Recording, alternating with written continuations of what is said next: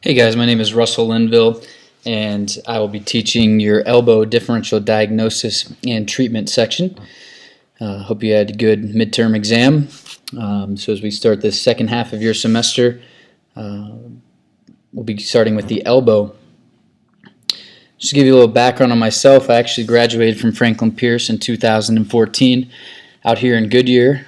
So I'm happy to be back and contributing to the new batch of students coming through. As far as my clinical history goes, I was a strength and conditioning coach for a long time, decided to get into physical therapy, and most recently I just completed a residency in sports medicine and will be sitting for my SCS certification, or my sports clinical specialist certification, next month. In doing that, I was able to work with a lot of overhead athletes, and I think some of the things I've learned about the elbow will bring up some good discussion with you guys. So let's go through the PowerPoint here and see where we're headed in terms of differential diagnosis. As far as objectives go, I want you to apply and integrate the basic science and clinical concepts learned in previous courses to the ones studied in this course. You need to understand and integrate the components of the 5 elements of patient-client management. Basically, that includes exam, eval, diagnosis, prognosis, and intervention. And from my understanding, you've gotten a little taste of each of those so far. You're going to need to synthesize, categorize, and evaluate information collected from an initial exam to develop a clinical diagnosis, which represents the impact of a condition on function at the level of the system, the whole person, and the person's participation in life. You'll need to determine an accurate patient prognosis from a diagnosis and develop an appropriate plan of care grounded in evidence-based concepts in order to optimize our patients' outcomes. And then you need to determine appropriate interventions for diagnoses discussed throughout the stages of healing. And that's one of the big things you'll notice throughout your course as a physical therapist, and something you need to really keep in mind as a physical therapy student, is the stages of healing and allowing a patient and time to assist you in the healing process. As far as lecture and lab information, obviously for lectures you guys will be going over these PowerPoints, but in lab you're expected to know some of the following things. Basically, the presentation of an asymptomatic or a normal elbow, including the joint range of motion, what motions are typical of the joint, how many joints are in the elbow, the normal carrying angle, things like that. Also want you to realize the open and closed pack positions and the arthro and osteokinematics. As far as special tests for some of these diagnoses we'll be going over, they'll be covered in lab, and basically with video demonstrations will be uploaded to your student YouTube channel so you can refer back to them prior to your practical exams. So let's start with practice pattern 4D, which goes over impaired joint mobility, motor function, muscle performance, and range of motion associated with connective tissue dysfunction. And what you see below, arthritis, osteochondritis dissecans of the capitulum or the capitellum, you'll hear it both ways, radiocapitular chondromalacia, posterior elbow impingement, and elbow instability or ligamentous injuries are the things we will be going over. So let's start here with elbow osteoarthritis, or you'll hear it called OA. Now usually this in the elbow is pretty rare, and that's because the elbow is basically considered a non-weight-bearing joint. So while we see arthritis in the hip, knee, and ankle, also low back quite often, usually elbow OA is brought on due to something secondary to weight-bearing, meaning either trauma, a history of instability or ligamentous laxity, repetitive stress, or some other medical condition. And we'll go over an x-ray of a patient I had with rheumatoid arthritis, just for instance, that can lead to osteoarthritis as well. Basically, the patient's sign and symptoms, they'll complain of diffuse pain, loss of range of motion. They may state they have grating or locking in the elbow. They may have diffuse joint swelling, which may lead to numbness and tingling in the hand, due to a secondary nerve entrapment. And all of those signs and symptoms you see there, basically those could be common for really any elbow injury that presents with swelling. So this is something you'll notice in patients with pathology in their elbow, is they usually complain of a lot of these things here. So as far as treatment for OA in the elbow, you see the picture on the top right there is a type of conservative treatment. They'll do both corticosteroid injections and then also viscose supplementation injections to decrease the viscosity of the elbow. And in the case of some viscose supplementation, it helps to regenerate some of the synovial fluid so that the joint moves more smoothly. And then, of course, physical therapy to help with the range of motion and strengthening and things of that nature, joint mobility. As far as surgical treatment goes, they really try to take the conservative approach for as long as possible, but they'll go in with an arthroscope and remove any loose bodies they find, which they could be basically bone fragments or cartilage fragments, and then they'll go in and also do joint resurfacing. And if it gets too bad and the patient has lost a lot of range of motion, is in severe pain for quite some time, they'll do an arthroplasty, or a total elbow replacement. So if we look at these x-rays here, on your left you'll notice a normal elbow radiograph. You can see the normal joint space between the bones. You can see the clean anatomy. I also want you to notice the density of the bone. It looks like strong bone. And then let's take a look at the soft tissue contours. And while we can't make out individual muscles, ligaments, or tendons, you can see the apparent look of their soft tissue, and basically it looks great. If we look on the elbow on the right, this is an elbow with osteoarthritis, and we can tell because of the bone spurring. You can see the jagged, rigid edges there along the capitulum and along the olecranon. And the bone density is not as great, and then if we look at the soft tissue quality, also not very good. And if we compare these two, I would say the person on the left is probably a strong, healthy, young person, and the person on the right is probably a little older, a little less muscle mass there. And if that osteoarthritis goes on long enough, then it will lead to something like this. And this is a total elbow arthroplasty. You can see they've inserted a basically stem into the humerus and the ulna and created a new elbow joint. You can also see the more clean anatomy around the olecranon, and you can't quite see the coronoid there, but you can tell they've gone in and shaved some things down. And actually, this was a patient of mine approximately like 2 months ago, and what they did with this patient was they resected the distal humerus. You can kind of see where the humerus comes down and almost is cut there. So they shortened her humerus and then put the replacement in. Now they try to spare the radiocapitular joint or the radiohumeral joint. However, there's a lot of scar tissue that builds up, and these patients can lose some of their pronation, supination after this.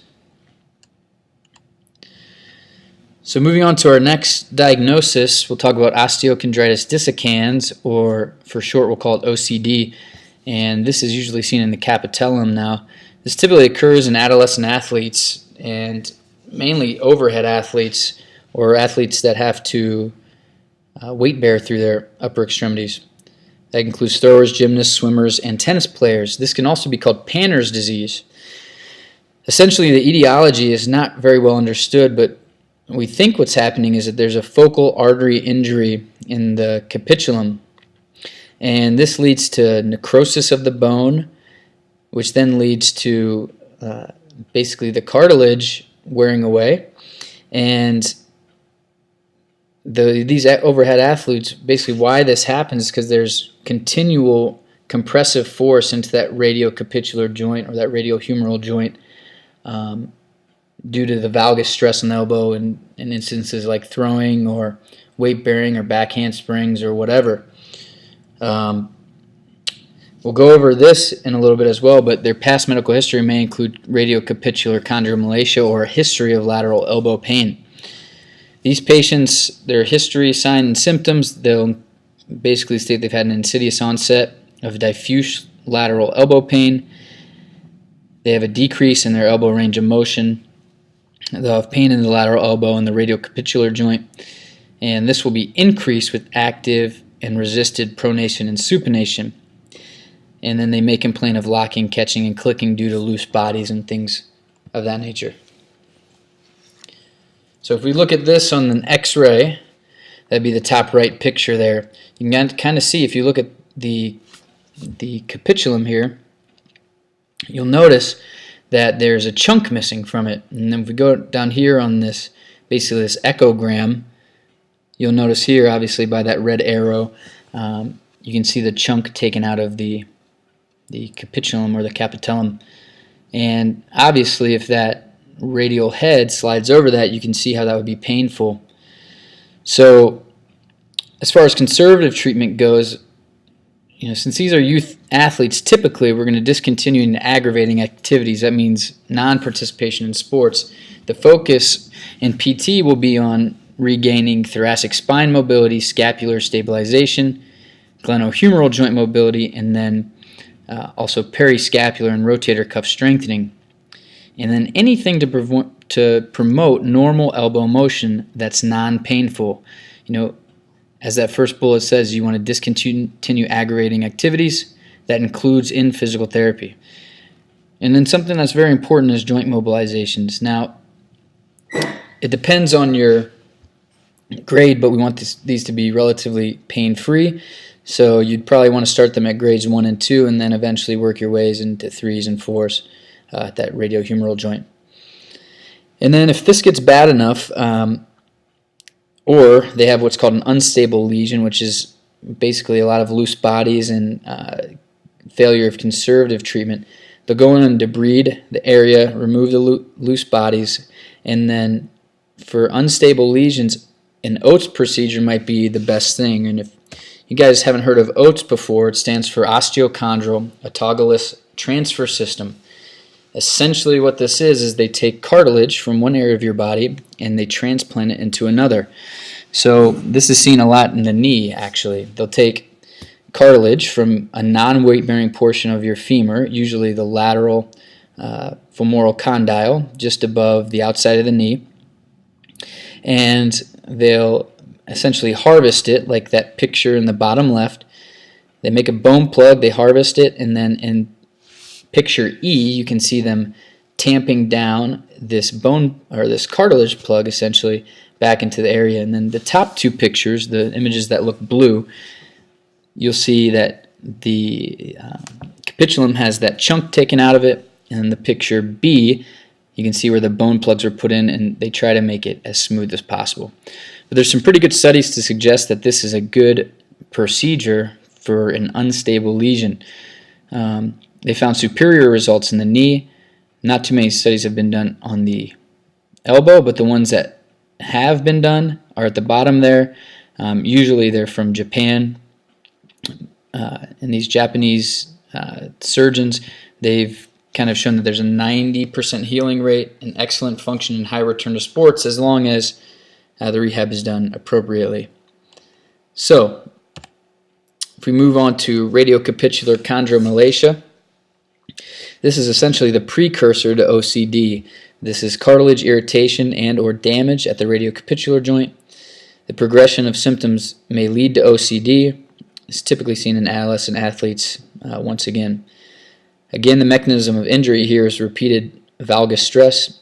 It causes compressive forces in the lateral elbow. And then patient history, signs and symptoms, again, clicking, catching, popping, locking, lateral elbow pain with active movements. They could have swelling and localized tenderness, and then again, they might have numbness and tingling, especially when that is aggravated. Conservative treatment, again, discontinue aggravating activities. We're going to work on those same things, all upper extremity and thoracic spine mobility.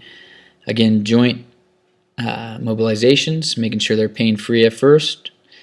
And then the big thing with these kids, before you get them back into competition, you really need to analyze their throwing mechanics or their swimming mechanics or their upper extremity weight bearing if they're a gymnast, and see where or how the radiocapitular joint is getting irritated. And a lot of times it's due to shoulder tightness or thoracic spine immobility that works its way down the kinetic chain, and the elbow is basically what takes the brunt of the force when other areas are lacking. So you really need to make a good assessment of their energy transfer through their kinetic chain.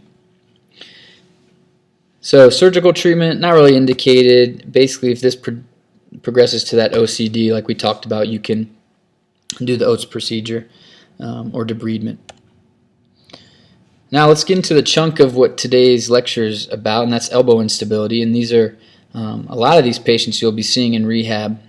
These are the ligamentous injuries. So let's start with the ulnar or medial collateral ligament sprains. And for all intents and purposes, we're going to just call this a UCL tear or UCL sprain. Essentially, your UCL is the major stabilizer of the medial elbow. It's comprised of 3 bands. There's an anterior, a posterior, and a transverse band. Now, when we look at bony anatomy, the elbow joint is pretty stable from less than 20 degrees of elbow flexion and greater than 120 degrees of elbow flexion. That's just how the bone lines up, and it provides its own innate stability. But as far as soft tissue goes, the primary static and dynamic stability is from 20 to 120 degrees.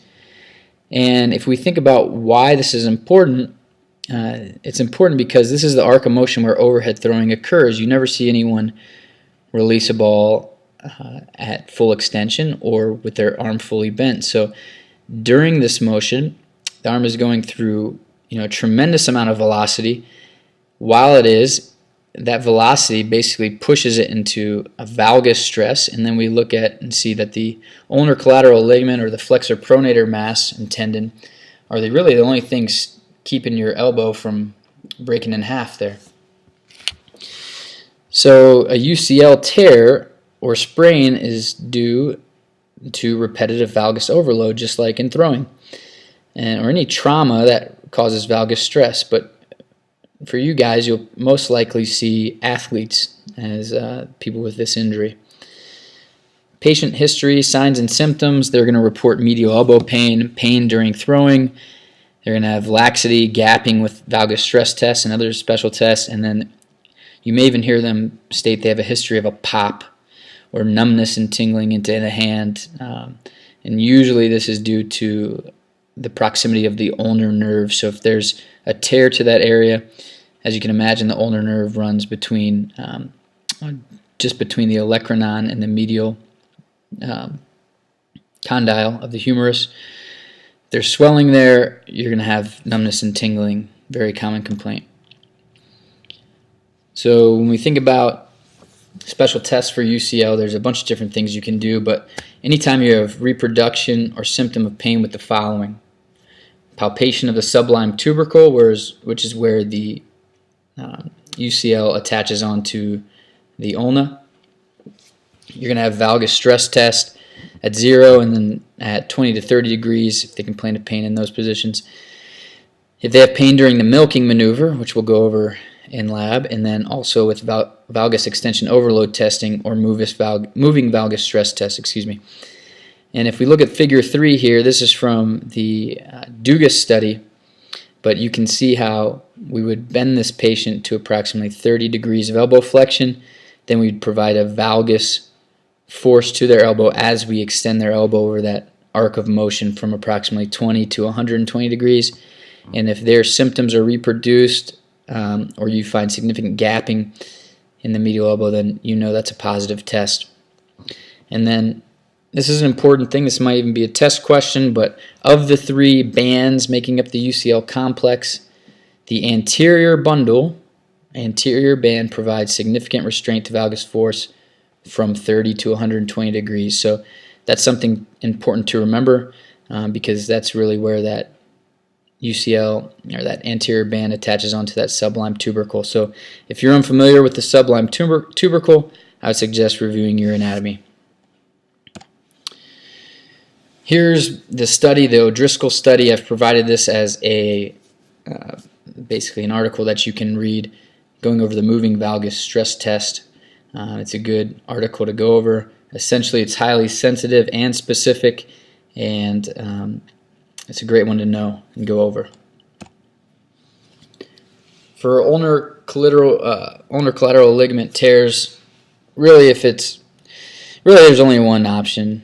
It's either a repair or reconstruction of the ligament. And I've had the opportunity to work with Dr. James Andrews a few times, some of his patients, and he's coined this, basically this sign they see on MRI called the T sign. And essentially, they do an MRI with an arthrogram where they inject this radiolucent dye into the joint, and it creates this T sign. And if you look at the picture on the right, you can see on the medial elbow there that it looks like the letter T turned on its side. So if they have this, that shows increased inflammation and in areas where that may be injured or ruptured. So for conservative treatment, not very effective. And if we look at the study by Rettig, basically he showed that after approximately 6 months of training and non-op treatment, only 42% of his athletes returned to their previous level of competition. And that's pretty bad, right? If after 6 months of training, less than half of your patients return to sport, it's probably likely that they need some other sort of treatment. And that's kind of what we see. So the surgical treatment for this is a UCL repair, where they go in and they stitch up the UCL that they already have, or they reconstruct it, meaning they take a graft from another area of the body and they create the new UCL. I've sat in on surgeries that they do both. Well, they'll basically reconstruct the UCL and then they'll repair the old UCL over top of it just to try to provide some additional support. But I really want you guys to read that Dugas article, because it goes over the several different techniques they do for UCL repair and reconstruction, as well as some of the things they do with the ulnar nerve, because sometimes they transpose it anteriorly, get it out of the cubital tunnel, and there's some extra complications that might come with that. So just be wary of that Dugas article. Now we'll move on to Little League elbow, or medial epicondylar apophysitis. And this is essentially a UCL injury or medial elbow pain in someone that is in their adolescence. So typically this occurs in 8 to 11 years old, but Little League elbow is a term used to encompass any medial elbow pain reported by youth or adolescent players or overhead athletes. And it's very common, obviously, to repetitive valgus stress, as in throwing, is the main thing we see. And then the incidence of medial epicondylar injury has been reported by Dr. Shanley and Dr. Thigpen to be anywhere between 4 and 39%. So again, this is a big spectrum. This is all medial elbow pain, typically UCL, but can also include the flexor pronator mass.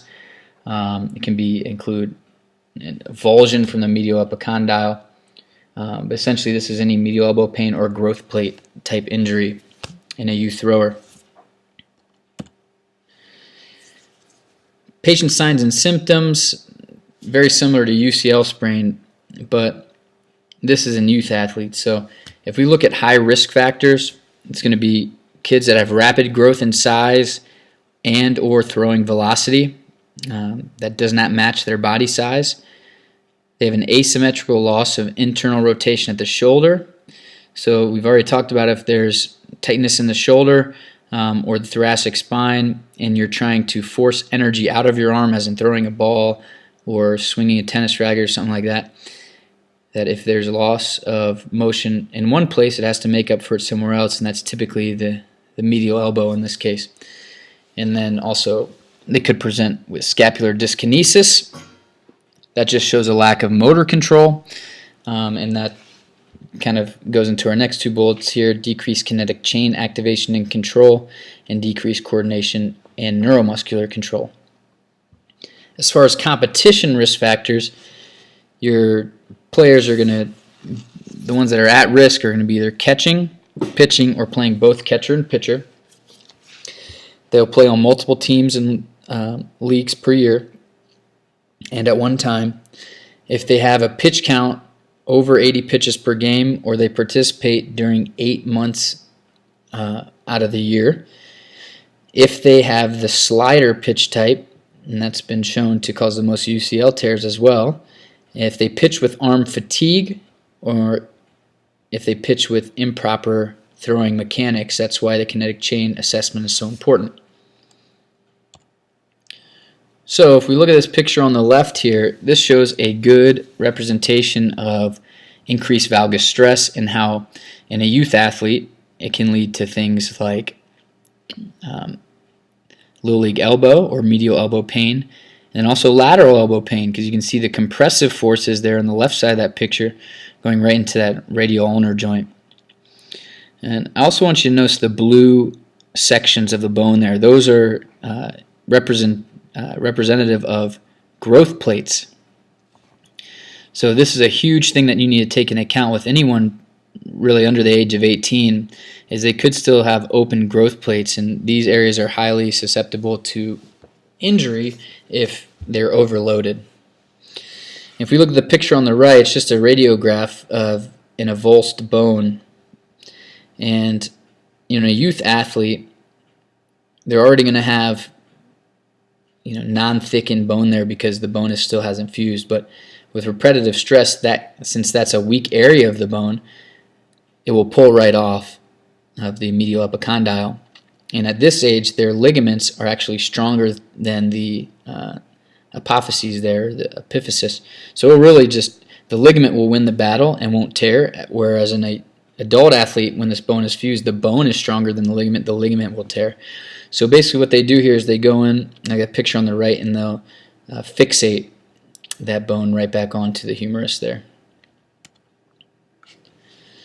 So with little league elbow, this is, unless they've avulsed their bone, this is really where we're going to make our bread and butter with some of these youth athletes in conservative treatment. So you're going to discontinue their aggravating activities, work on thoracic spine mobility, like I said, scapular stabe, glenohumeral joint mobility, and then periscapular control and rotator cuff strengthening.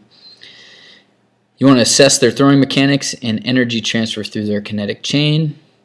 And then very common impairments we see in these patients, they've lost horizontal adduction, and they've lost glenohumeral internal rotation, external rotation, or total arc.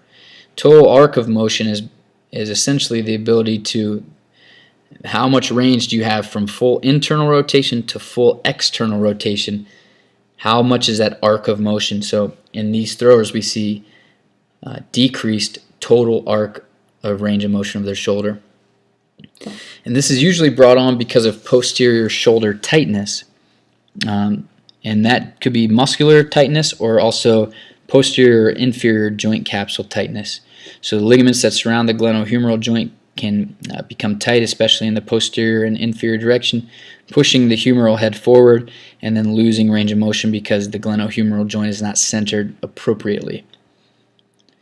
And then one of the big points I want to make here is that the latissimus dorsi, the subscapularis, and the pec major all insert into the humerus roughly around the same spot. And I know you've learned your anatomy, but what basically I didn't have in school until I got to my residency was the option of dissection.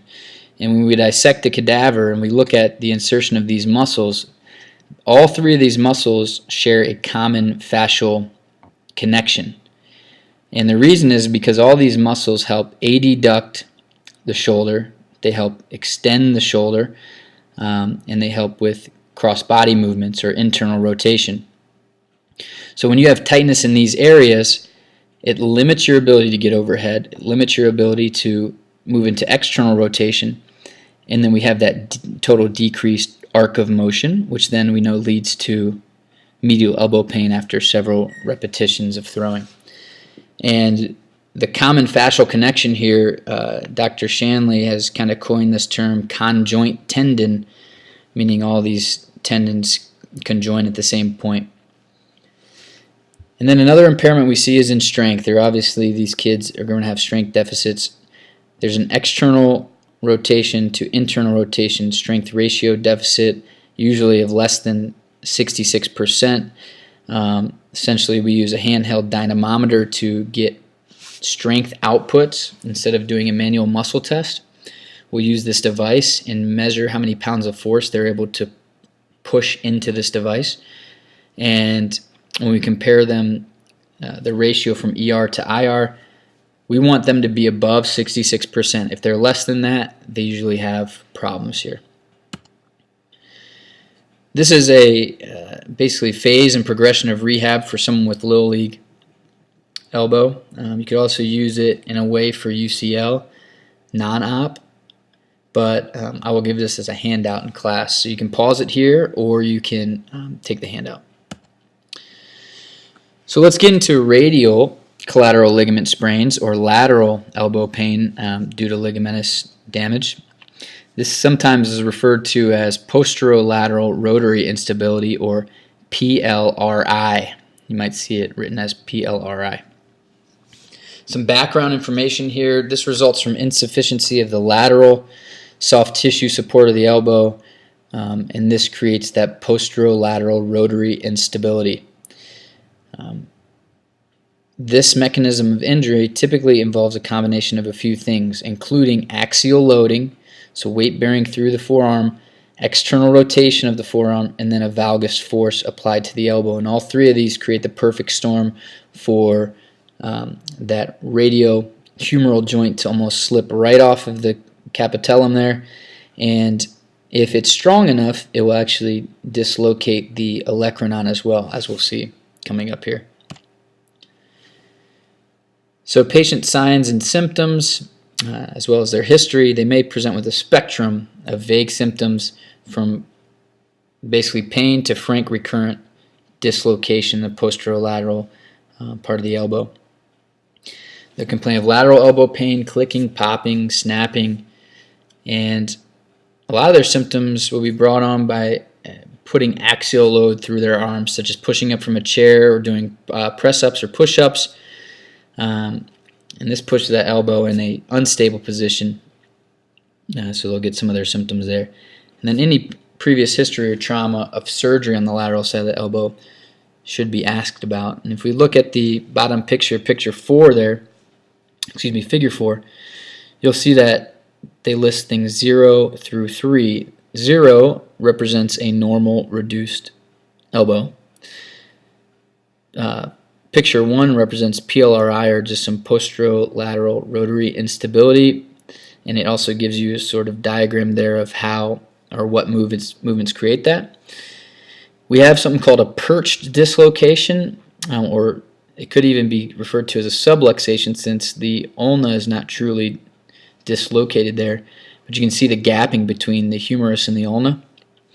And then we have, of course, number 3 is dislocated, where that ulna has slid posteriorly off of the humerus. How does this happen? Well, let's look at these pictures, huh? These are always fun to look at. Danny Amendola, top left, probably just caught a ball and was falling to the ground, went to brace himself, hit at the right angle, or the wrong angle, I guess, right?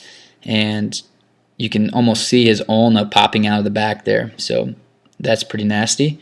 If we look at Rajon Rondo, same sort of idea, probably was going up for a layup. As you can see, he's tangled up with a defender. Likely what happens, they got tangled up, they both fell simultaneously, and he tried to brace himself, causing his dislocation. This guy in the bottom left picture, I think he's just in the wrong place at the wrong time. They're both fighting for this ball, and unfortunately the guy in the back went to slide, I think, to get the ball, and in doing so, basically ran his knee into that guy's elbow, creating that valgus stress, thus dislocating it. And then if we see the weightlifter, anytime you try to snatch that much weight, I think, geez, how much is that? Probably 400 pounds or so. if your ligaments aren't up to that, they're going to just snap, and you can see that now he's probably going to have other things like a concussion or some fractured thoracic spine vertebrae. So anyways, something to think about there.